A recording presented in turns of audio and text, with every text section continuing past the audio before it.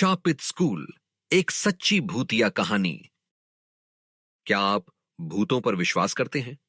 क्या आपने कभी किसी ऐसी जगह के बारे में सुना है जहां आत्माएं भटकती हैं? आज हम आपको एक ऐसी ही सच्ची कहानी सुनाने जा रहे हैं जो आपके रोंगटे खड़े कर देगी। यह कहानी है एक शापित स्कूल की, जहां एक लड़की की आत्मा आज भी न्याय की तलाश में भटक रही है। अनन्या, प्रिया, काव्या, रिया और मीरा, ये पांचों स्कूली लड़कियां थीं। एक दिन वे स्कूल के गेट पर खड़ी होकर अपने स्कूल के पुराने सुनसान हिस्से को घूर रही थीं। यह हिस्सा सालों से बंद पड़ा था और इसके बारे में कई डरावनी कहानियां प्रचलित थीं। काव्या ने उन्हें चुनौती दी कि वे रात में उस सुनसान इमारत में जाएं। उसने कहा कि यह बस एक अफवाह है कि वहां भूत हैं और उन्हें डरने की कोई जरूरत नहीं है। मीरा हिचकिचा रही थी क्योंकि उसे वह कहानी याद आ रही थी जिसमें एक लड़की सालों पहले इस विंग से गायब हो गई थी। आखिरकार वे मोबाइल और टॉर्च लेकर स्कूल खत्म होने के बाद चुपके से अंदर जाने का फैसला करती हैं। रात को वे बंद गेट के ऊपर से कूदकर अंदर जाती हैं। जैसे ही वे अंदर पहुंची, उन्हें एक ठंडी हवा का एहसास हुआ। हवा में सीलन और किसी अजीब चीज की बदबू आ रही थी, जिससे प्रिया असहज महसूस कर रही थी। गलियारे में सन्नाटा पसरा हुआ था और हर तरफ धूल जमी हुई थी। जब वे धूल भरे गलियारों से गुजर रही थीं, अनन्या को गलियारे के अंत में एक परछाई हिलती हुई दिखाई दी। वह डर गई और उसने बाकी लड़कियों को बताया। रिया हंसती है और कहती है कि यह सिर्फ उनका भ्रम है, लेकिन तभी हल्की फुसफुसाहट सुनाई देती है। फुसफुसाहट तेज होती जाती है और डरावनी हंसी में बदल जाती है, जो खाली गलियारों में गूंजती है। लड़कियां डर जाती हैं और एक दूसरे को पकड़ लेती हैं। अचानक एक दरवाजा खुद ब खुद चरमराते हुए खुल जाता है। अंदर एक हल्का सा उजाला दिखाई देता है। वे डरते हुए कमरे के अंदर झांकती हैं। वे देखती हैं कि पुरानी मेज कुर्सियां धूल से ढकी हुई हैं, लेकिन एक डेस्क पर ताजा लिखा हुआ है, यहां से चले जाओ।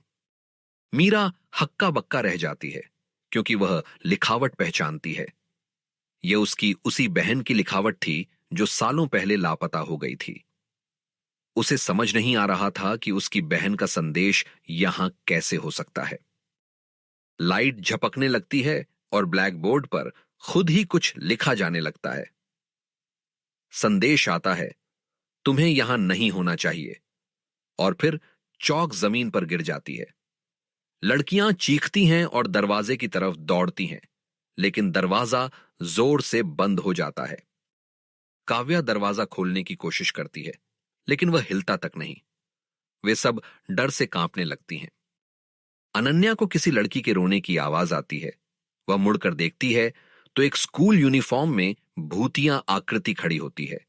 वह भूतिया लड़की अपनी खाली आंखों से उन्हें देखती है और धीरे से फुसफुसाती है, मेरी मदद करो। प्रिया उससे पूछती है कि वह कौन है, लेकिन वह सिर्फ कमरे के कोने में रखी अलमारी की ओर इशारा करती है। लड़कियां और भी डर जाती हैं। डरते डरते रिया अलमारी खोलती है और एक पुरानी स्कूल डायरी मिलती है जिस पर नाम लिखा होता है, आरोही।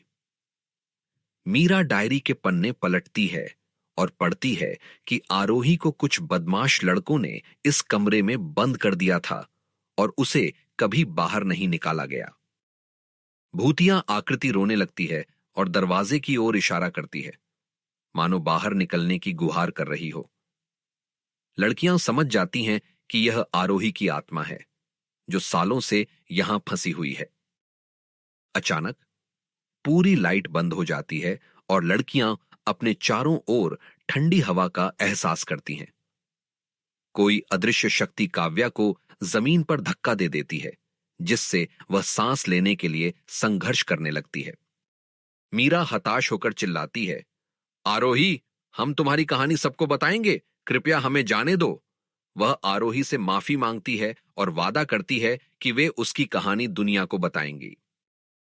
अचानक दरवाजा चरमराकर खुल जाता है और चारों ओर का माहौल शांत हो जाता है। लड़कियां तेजी से बाहर भागती हैं और कसम खाती हैं कि वे दोबारा यहां कभी नहीं आएंगी।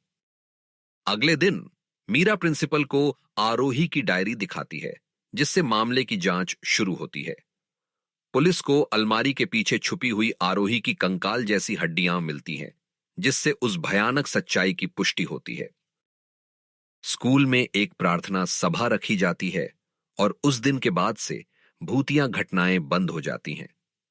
लेकिन लड़कियां उस रात जो हुआ उसे कभी नहीं भूल पाएंगी। यह कहानी हमें सिखाती है कि हमें कभी भी किसी को अकेला नहीं छोड़ना चाहिए और हमेशा सच के लिए लड़ना चाहिए। यह एक सच्ची घटना पर आधारित कहानी थी। इस डरावने अनुभव के बारे में आप क्या सोचते हैं? क्या आपके साथ भी कभी ऐसा कुछ हुआ है? हमें कमेंट में बताएं।